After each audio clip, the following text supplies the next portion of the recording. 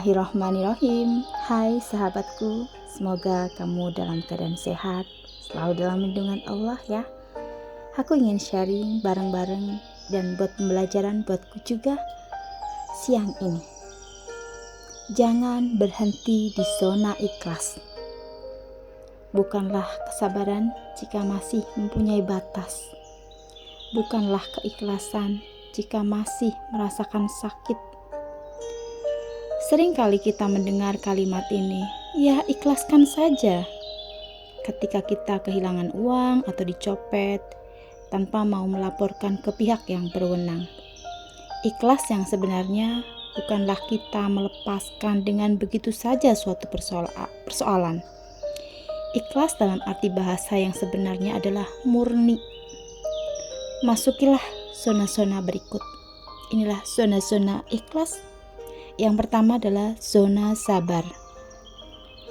Ketika kita mengalami masalah yang berat, maka sebaiknya hal yang pertama kali kita lakukan adalah menerima. Itulah tahapan sabar. Sabar tidak berarti diam, tetapi menerima ketetapan dari Tuhan, sambil terus berusaha mendapatkan jalan solusinya. Yang kedua adalah zona ikhlas. Tahapan selanjutnya adalah menyerahkan hasil akhir pada Tuhan dan sepenuhnya percaya dan bergantung padanya. Nah, inilah yang dinamakan ikhlas, yaitu murni kembali pada hati yang bersih dengan mengembalikan semua pada Tuhan. Ikhlas bukan berarti hanya diucapkan di bibir atau dipikirkan saja, akan tetapi harus disadari untuk melakukan keterampilan ikhlas.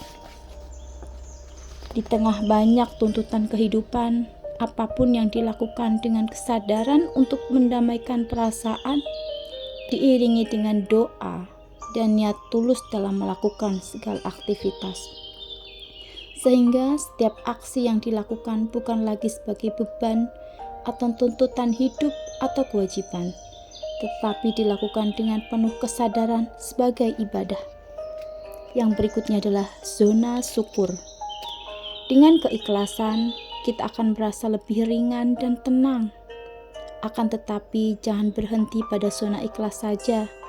Kita langkahkan diri kita pada tingkat syukur.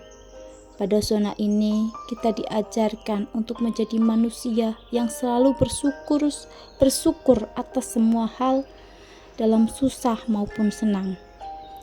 Cara bersyukur yaitu dalam hati, dengan menyadari sepenuhnya bahwa nikmat yang diperoleh karena anugerah dan kemurahan Tuhan.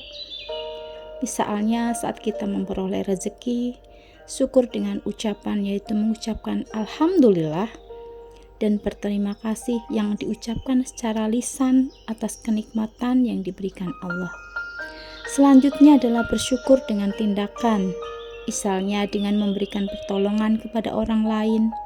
Selain itu bersyukur dengan merawat kenikmatan. Misalnya kita memiliki tubuh yang sehat, maka kesehatan itu harus dijaga. Yang berikutnya adalah zona cinta. Bagaimana rasanya jatuh cinta? Serasa hidup penuh dengan kenikmatan, kesenangan, dan kerinduan. Saat kita jatuh cinta, kita bisa melakukan apapun, baik yang masuk akal maupun tidak. Sama dengan perumpamaan di atas. Maka zona yang tertinggi adalah zona cinta pada Tuhan. Pada zona ini, kita tidak peduli dengan kesulitan sebesar apapun dan kesusahan sepahit apapun. Karena dengan cinta kita pada Tuhanlah, hati kita akan selalu dipenuhi dengan rasa tentram.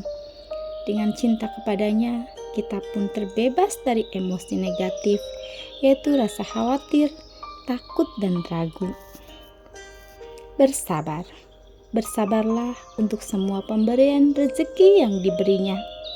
Bila kurang, maka cukupkanlah dengan membatasi pengeluaran yang tidak penting.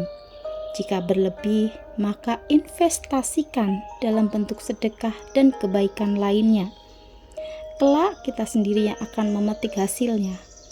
Kebahagiaan bukanlah milik orang yang berharta, berpangkat, atau berparas cantik maupun tampan.